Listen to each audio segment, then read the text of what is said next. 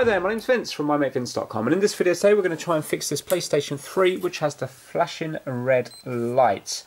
So watch this, it goes to green, then quickly to yellow, and then flashing red light. Okay, so this was part of a trying to fix video that I did back in, I think it was May of 2019. And I took it apart, I couldn't find anything obvious with it. At the time I thought it might be to do with the graphics chip, and so did most people in the comments. But since then there's been a lot of talk about changing out the NEC token capacitors, and I did this with another PlayStation 3 and I was successful.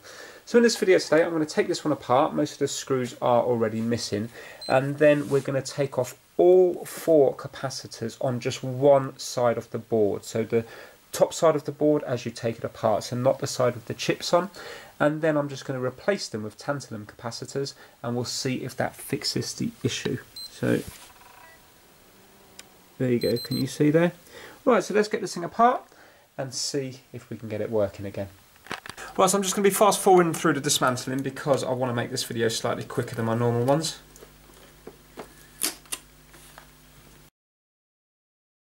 Now, most of the screws are missing on this one. This was how I got this one when I bought it off eBay. Right, so this board in the past has suffered water damage, and also it's already had washers placed under here to try and put more pressure on the main chips. This was all done previously. Oh, I remember now, there was washers, but in my last video I put 5Ps in there instead. There you go, you can still see a washer there.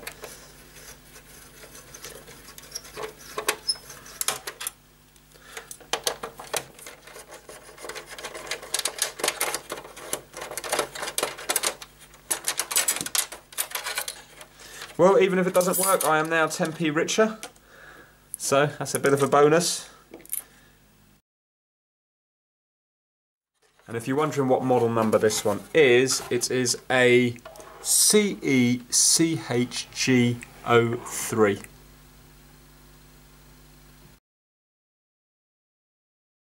Here's the 4 capacitors on the top by the chip. I'm going to leave those ones, I'm just purely going to change out these 4 here. Now, to begin with, I added a lot of heat to these on another board and took ages to get them off. So what I'm going to do now is I'm actually just going to prise them off. So obviously there's a risk when I do this that I could rip the pads underneath, but if I do, it's not really that big a deal because I've got loads of places that I can actually solder the new capacitors onto. So what I'm going to do is I'm just going to get a tiny little screwdriver. I'm using this one here because it's quite flat and small, and I'm just going to go under here, and you can see that basically there's 2 pads here, 2 pads here, and then there's a little metal thing. I'm going to go that side of the metal thing and that side of the metal thing, and I'm just going to ease them up. So can you see there now? There you go. On that side. And then what it will do is it will remove most of the capacitor, and then I'll use the soldering iron just to get the metal bits that stay on the tracks.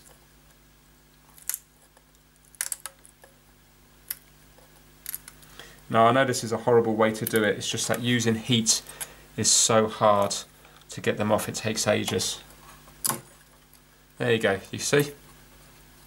And then what I can do is I can just get the soldering iron now and put it on the end bits here, and then they will just melt off those bits, and you can use my tweezers to get the final bits off. I'm just going to get all the plastic off. Now let's do the next one.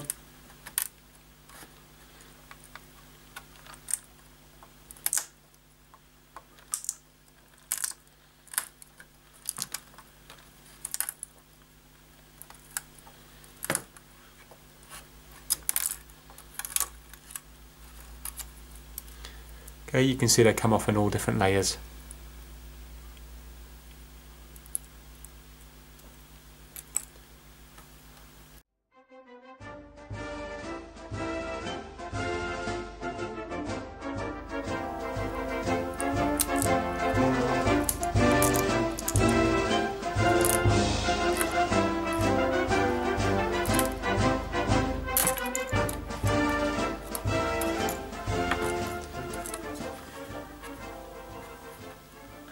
Right, now, if you had a board heater and stuff, you could heat it up, get the board up to temperature, and then using your hot air, it might be quite easy to take them off. But with me, using my equipment, it's very, very hard. That's why I've kind of gone this approach here. Now, I know I'm going to get a lot of grief for that, but if you actually read the write-ups, most people say to remove them with a knife in layers anyway. So essentially, that's all I'm doing. And you can see I haven't actually damaged the pads. I know they look messy at the moment, but give me a minute now, and when I actually get my soldering iron and clean them up, they will then start to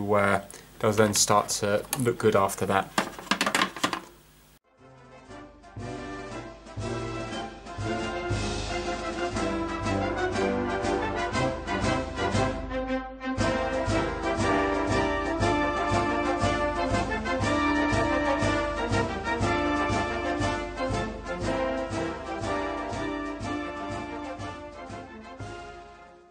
With this side here, I'm just going to experiment, and I'm just going to use hot air to see if it makes it easier to come off.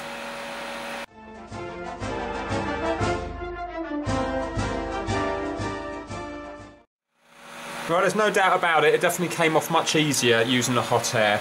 So now I'm going to rub the soldering iron over this and the braid just to get rid of all the solder, and then I'm going to give it all a clean with IPA.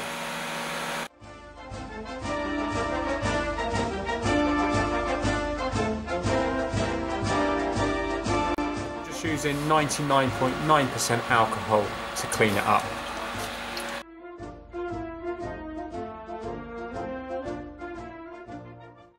Okay, so there you have it, and you can see that the hot air removed it a lot nicer than the soldering iron, because with the soldering iron, can you see there's a bit of damage there, and also there was a tiny bit up here somewhere, but look, you can see the bit there, but it's fine because it's look where it's joined to this positive down below. So I just want to see what that is there. No, that's okay, yeah, that's just where it's scraped in the board. So basically this whole middle bit is the negative, and this bit here and this bit here is positive, and this bit is positive, and you can see this whole section here is positive, and all up here is positive, yeah, going across to here, all up here. And the same over here, this whole bit is positive, this is all negative, and this is positive. So now when it comes to doing the new capacitors, so the ones I'm using are 417 microfarad, 6.3 volts, and I got the AVX ones, okay, and these are tantalum capacitors. Now the problem is they're quite big in relation to here, so it'd be ideal if you could get one small enough that you could just put on like that. But unfortunately you can't, because the pads are just a little bit the whole capacitor is just a bit big and the pads are going to miss. So basically if you have a look at the capacitor, you can see that one side is actually marked. So this side with the band down it is the positive. So if you look at all of them, they have a band down one side. So that is the side which is a positive. So we need the positive to be facing down at the bottom and also up there. So there's different ways of doing it. You can, for example, do it like this. And then you can see the positive is on that one and that one's on there. And then we can do it like this up here. Or, of course, you can do whatever's easiest for you. So you might find it easier going that way around, or you might do it in like a diamond formation.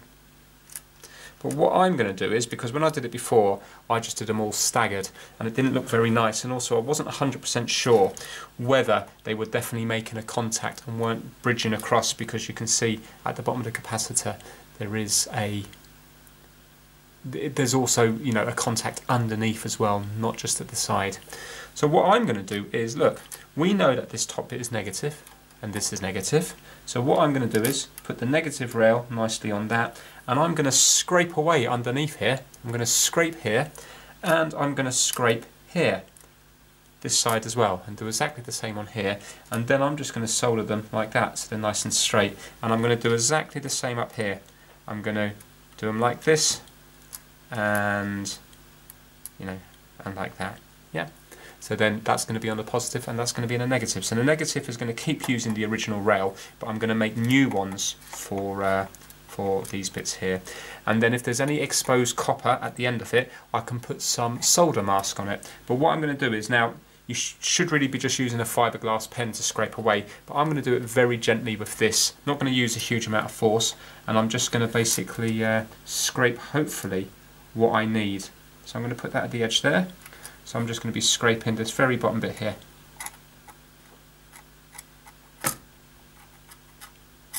Until I get to copper. Now all these holes are vias go into the other side of the board.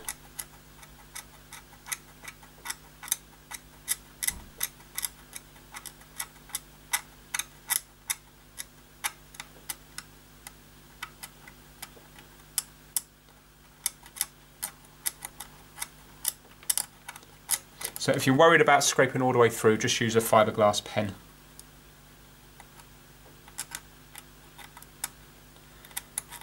Right, so can you see now that I've got that bit back to copper? So now all I'd have to do is solder that to there and that to there. And by the time the solder goes on it, you need to put any UV mask on that because it's going to be completely covered. So hopefully you can see that there now. Yeah, so that's what I'm going to be doing. Right, so it's going to take quite some time to do. Now I'm not saying to copy me. I'll copy this website here that I've put up on the screen now, and I'll also put a link down in the description. This is just the way I'm doing it because I'm just kind of experimenting with it.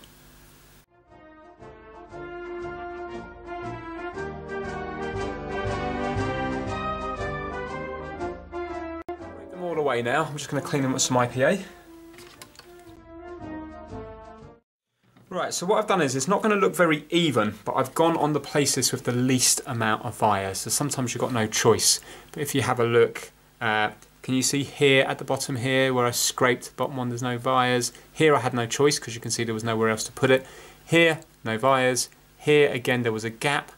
Here in between, there. So they're not going to all look nice and even on it, but I would prefer not to be scraping over those vias too much. Had no choice here, you see.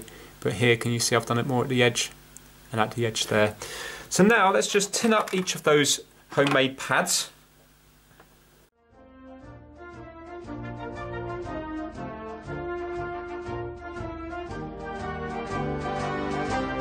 See, they've all got a bit of solder on now. Now let's try to get one on.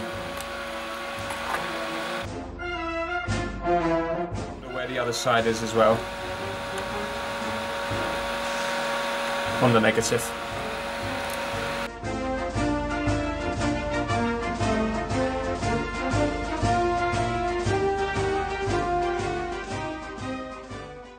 You can see it's on the bottom bit there, it's not shorting against the ground of the board, and that one is on the ground of the middle there, the negative.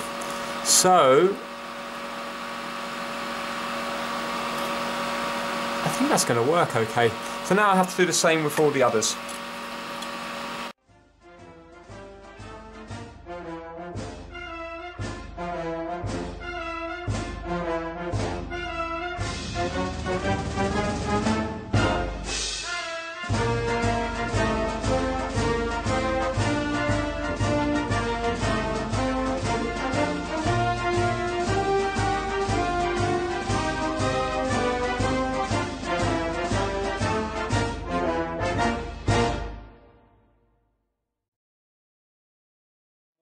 So let me just show you what I'm doing here.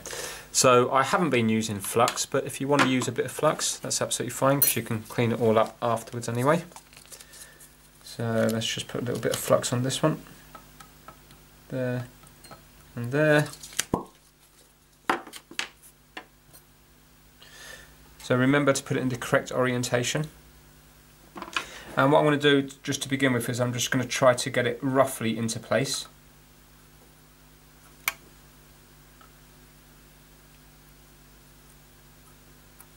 And then I'm going to add a load of solder to it, and then I'm going to try to push it into place. So there you go, I've added the solder now, and now I'm going to push it down. There you go, and you can hear it goes down. And now we're going to do the same on this side here.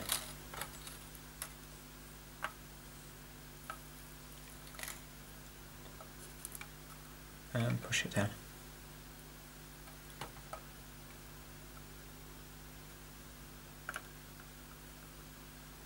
Right, so hopefully now the solder's gone underneath the capacitor and gone onto the pads there.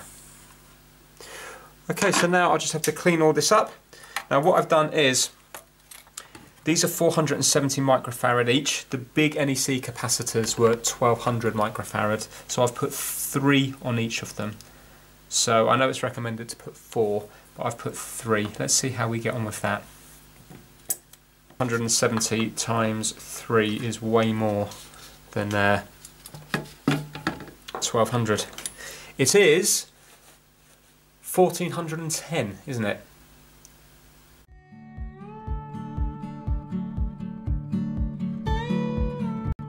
All in place, and the good thing about doing it this way is you know definitely that they haven't shorted between the lines there. So what I'm going to do is I'm just going to put it back together. I'm not going to change the thermal paste yet. I'm just going to put it back together, and then if it works I can then go back and change the thermal paste.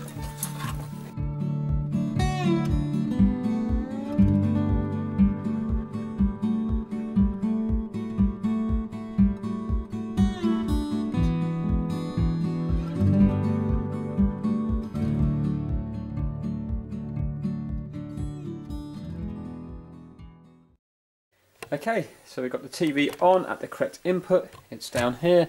Let's plug it in. And now let's see if anything happens. So turn it on at the back. Excellent, we've got the red light. A second, let's zoom right in for this bit. Ooh. Here we go. What do you think? Yes or no? Don't know about this one because of the water damage as well, and the fact that it's already got washers and stuff on the chips and been messed around with quite a bit. Let's see.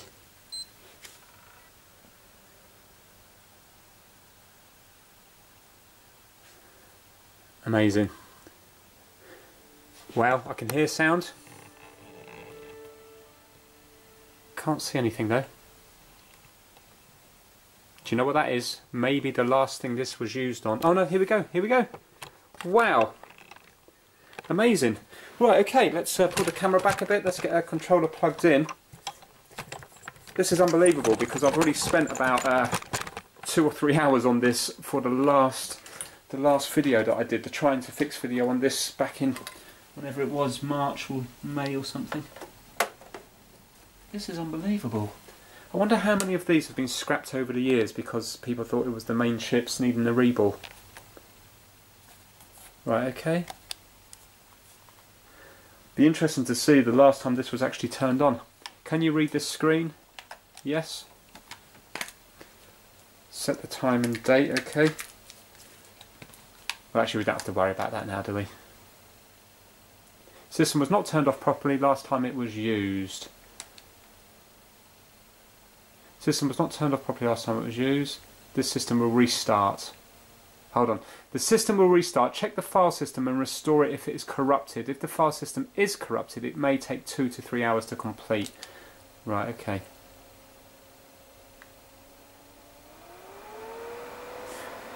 Right, okay, it's kicked up massively now. I think that's going to overheat. Remember, I need to do the thermal paste on it. I'm not sure if it's going to give me a chance to do this or not before it shuts off.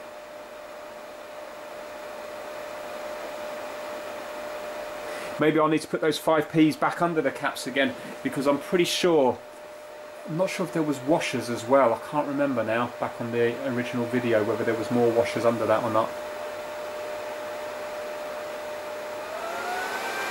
Uh-oh. Sounds like it's going to explode. Maybe I should turn it off now.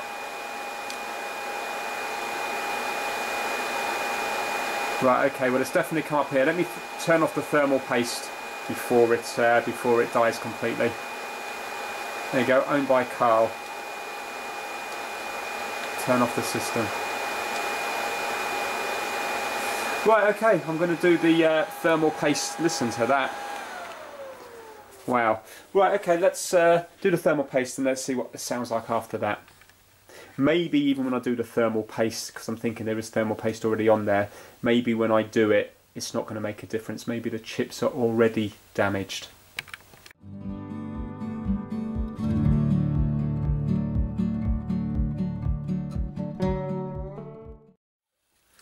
You know, this thermal paste seems pretty soft to me. I think I'm going to have to de-lid this one, so there's a good chance now I am going to break it, but I don't think changing the thermal paste here is going to make any difference or not, because the thermal paste looks soft. Look, if you have a look here, can you see? It's still soft. I can't even remember if it was me that did this last time or not. Maybe this is new thermal paste.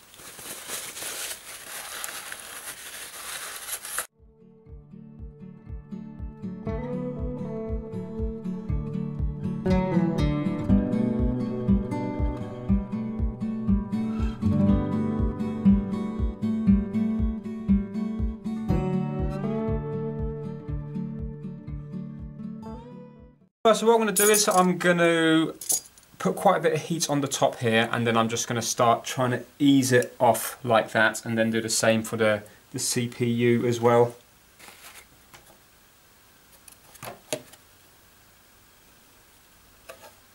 So with this one it looks like there's paste all the way around the edge, but I have got a tiny little gap here, so that's where I'm going to be doing my levering from. Right, so let's add some heat and see what happens. Now, I have watched videos before, and basically they use a feeler gauge to take this one off here, and then they heat up the graphics chip a bit. But I haven't got a feeler gauge, so I'm going to have to heat up both of them, and then hopefully that will start to melt the thermal adhesive on the outside, and then I'm hoping I'll be able to prise it off. Now, I haven't got thermal adhesive to put it back on, I've only got thermal paste, so that's fine for the actual chip part of it, but when it comes to how stable it's going to be, it's not going to be stable at all. It's going to be sliding all over the place. Really, you need to put a bead of a thermal adhesive around the edge here, and also on the chips in the corner here, and then that will keep it in place, but I haven't got that. But you've seen how noisy it was without even playing a game, just turning it on. Changing the thermal paste on top, I don't think would have helped that. I'm going to have to de-lid it. So really, there's a good chance I am going to break it, but I haven't really got an option, because as soon as I was to start playing a game there, it would have overheated. I'm going to use a slightly bigger nozzle on my gun. Now I'm going to try to concentrate the heat around the edges.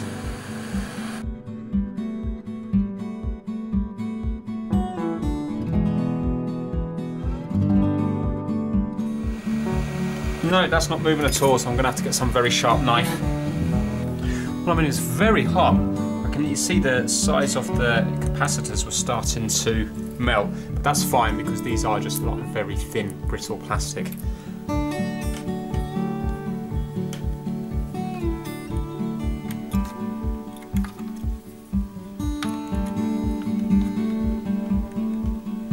That's rock solid, there's no way that's going to get in there.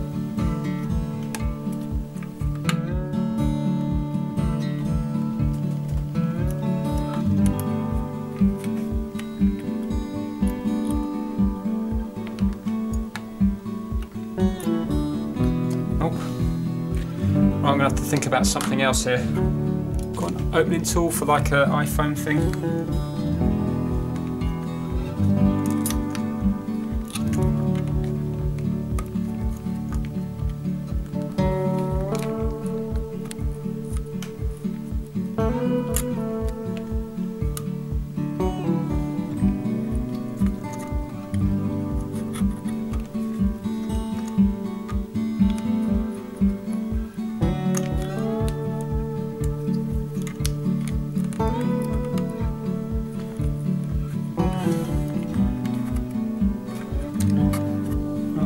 Capacitor off there. Remember to put that back on.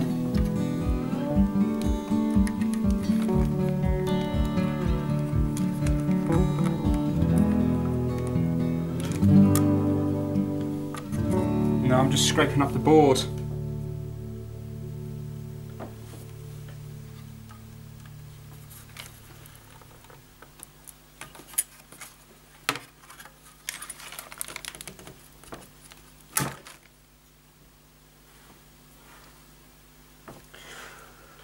Right, okay, I'm going to watch some more videos on this. This is a lot harder than I expected.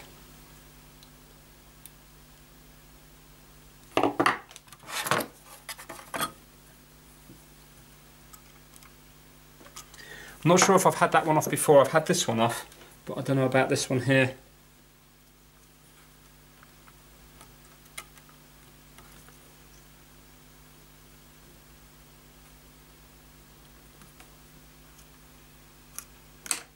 Do you know what? I'm going to do this one here before I watch a video.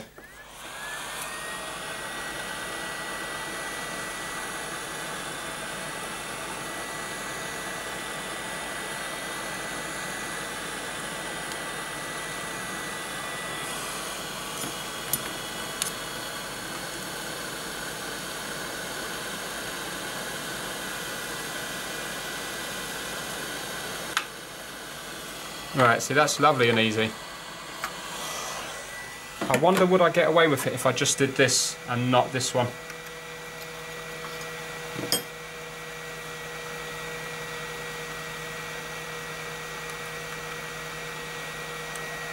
I'm going to try heat again.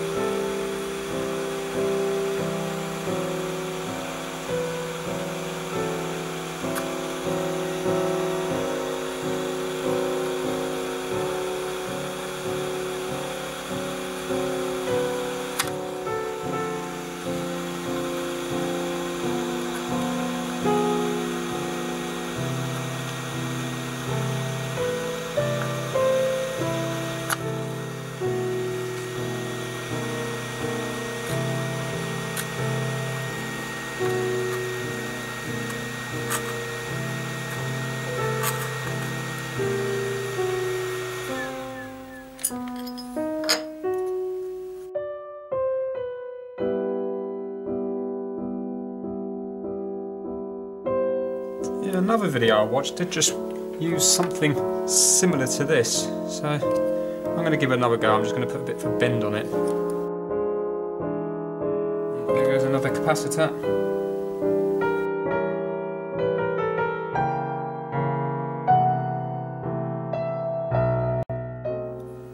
No, do you know what? I know I'm breaking it right now. I just know I am. Thing is though, I need to know how to do this. So in a way it's kind of worth it, even if I have to sacrifice this one. Because you know, you don't...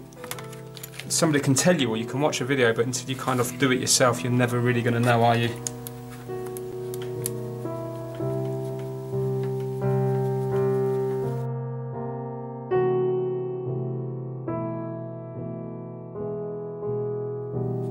Right, okay. I'm under it at long last. There we go. See, once you've made a start, you can actually move it along. Wow, that is seriously hard.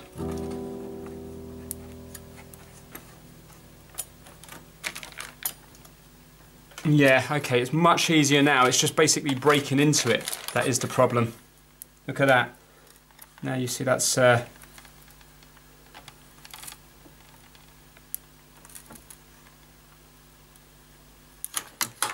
That was moving all right there, wasn't it?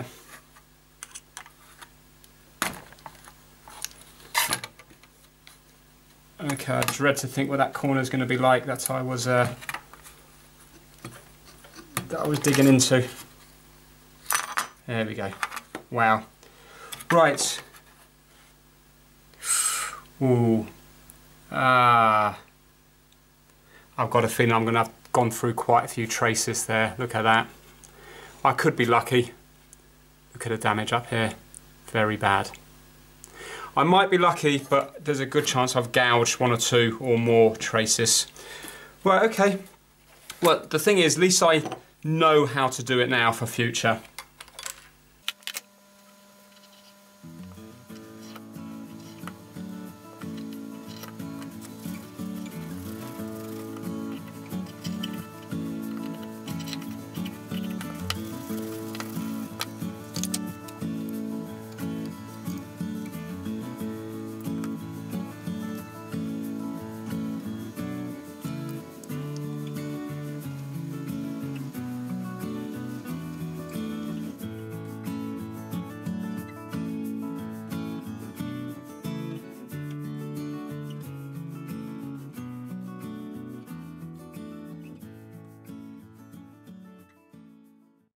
Unfortunately, it's game over. Let me zoom in. Oh, I'm really disappointed. Let me zoom in and show you there's a whole bank here, a whole massive track that's just completely annihilated. Right, so if you have a look, you can see obviously this is the main chip here, and look at all the traces going down, and that's just not, you know, that's just not on the surface. There's actually a ridge there. So basically these tracks are no more.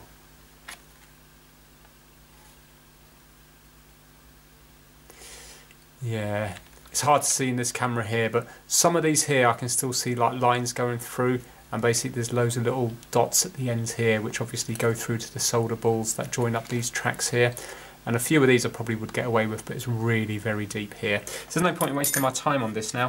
What I'm going to do, just purely out of curiosity, I am just going to plug it in just to see if anything happens, but I might as well do that off camera.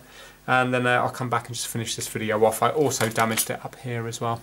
So something like that there, I probably could just get away with just putting a bit of solder mask on that. That might be okay, but unfortunately where I went through here is where all the main tracks are. You know, if it was through here, I might also be okay. But look at that there. You know, in fact, that probably is, yeah, that probably is the most populated corner there with those ones. Oh well. The thing is, the reason I don't feel totally bad is you heard how loud it was without a game playing, so there was obviously a serious issue there anyway. But now in hindsight, what I wish I'd done is left this one alone and just put new thermal paste on the graphics chip, because that came off nice and easy, just to see if that would have worked or not. I know they definitely did need de-lidding because the paste itself was actually quite soft on the top. So I think that the paste was still probably doing its job on the top. I really can't remember whether I did that before or not, or whether it was the paste from years ago, or maybe the previous person that tried to fix it changed the paste. I can't remember if it was me or them or what, but the paste definitely wasn't crusty. Yeah, so really the only thing I would have done different is I would have left that on there and just tried it with that. That's the only mistake I've made. I mean, I haven't got feeler gauges. I thought this would do, but obviously this is far too thick. Even at the end here, this is too thick. So yeah, I wouldn't be attempting to do. I would do this one again because that came off easy. I wouldn't be attempting to do this without a very thin, something pretty much as thin as, where's it gone? Probably even thinner than that, but stronger. This hasn't got the strength, you see, because it just wiggles around the place. You need something very strong. So basically you need like a painter's knife, very strong, but with a super thin blade. And the feeder gauges that I've got around my dad's house, they're for measuring the valve clearances on cars, and again they're only about so thin, and they're very flexible, so I don't think that would work either. You need something a lot stronger. Right, let me get back to this in a bit. Right, okay, for some ridiculous reason I've actually got my hopes up, which is madness, because I've physically seen with my own eyes the corner of that main chip completely gouged out. But I don't know why. Wishful thinking. Right, here we go. Let's turn it on.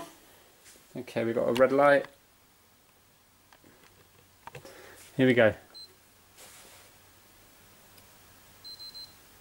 No, there we go. Exactly the same as how I started. Green light, amber, and then flashing reds. Yeah.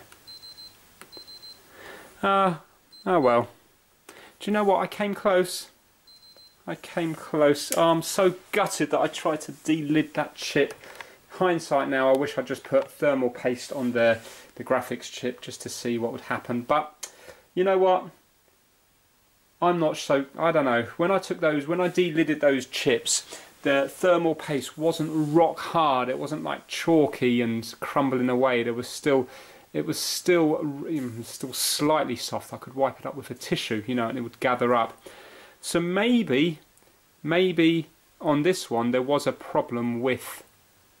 Obviously the capacitors helped it. You've seen it turn on. You know, you've seen that it was the username was Carl or whatever. We've seen that, but it was just making a huge amount of noise, a huge amount of fan noise. And I think if I left that on for any longer, it would have overheated.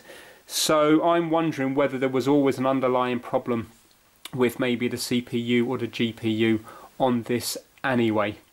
So now I'm still hopeful for fixes in the future because it was me that mucked this one up. Or remember, this was already heavily tampered with. It already had washers and stuff put in it. The other one that I did with the capacitors is still working. I tried it again last night. I was playing a bit of Assassin's Creed for about 45 minutes, not very long, and it was working fine. And also the fan didn't kick in, so I presume Assassin's Creed mustn't be as taxing as the Gran Turismo. So yeah, on this one here, put down in the comments if you think thermal paste would have really cured that heavy fan noise when it was just on the home screen there without any game being played, or do you think there was an underlying problem with the chips? As well as that, if anybody's got a link for the tool needed to delid that CPU, I wouldn't mind getting that, because obviously I've completely ruined this now. I'm not that bothered because I think the cost of this one was about £9 to me, and I've got a huge amount of spares inside. Essentially, I know that everything else works. The next question is as well, can you swap a CPU from a different PlayStation 3 and put it in there? I know I can't do it because I wouldn't be able to reball it properly because I haven't got the equipment and I haven't got the know-how either. But let's say, I know you can change the graphics chip, but can you get a CPU and put it on here, or is the CPU married to other parts on that board? So if you know the answer to that, please add it down to the comments. So apologies that I mucked it up so bad in this. I'm still releasing the video because now if you're thinking about delidding it yourself, you can see that it's not an easy job to do. Yes, I ballsed it up completely, but I didn't mean to. You know, I didn't mean to balls it up. What I was thinking was, I was naively thinking the chip was in the middle and then there would have been just empty circuit board around the place. Of course, I should have known that there was going to be traces going all over the place because the balls come up to the very edge. The BGA balls underneath go up to the very edge on those chips. So it's really stupid, but the thing is, it's only stupid when you know. It's not stupid when you don't know. So yeah, don't be too harsh in the comments. I know I mucked it up. Obviously, I know I mucked it up. Would I do that again in the future? No, I wouldn't. But I would do it if I had the proper tool. So if you know the tool, not just a guess, but if you've bought the tool and you've used the tool and you see it for sale on Amazon or eBay, just if you could just link to that, because I'll get myself one of them. So that is it for this video. Unfortunately for this one, it was a big failure, but it was part success at the beginning as far as the capacitors were concerned. Also, I think they look quite nice, and I think maybe they're even slightly easier to do the way I did it there. Again, if you know that that's going to cause problems, again, put it down to the comments. You know, it's going to be interesting reading. I don't care if people disagree with me. That's absolutely fine. That's how we all learn. So yeah, that's it for this video. Take care. Give it a thumbs up if you got any enjoyment, but you probably didn't. But yeah, I'll see you soon. Bye now.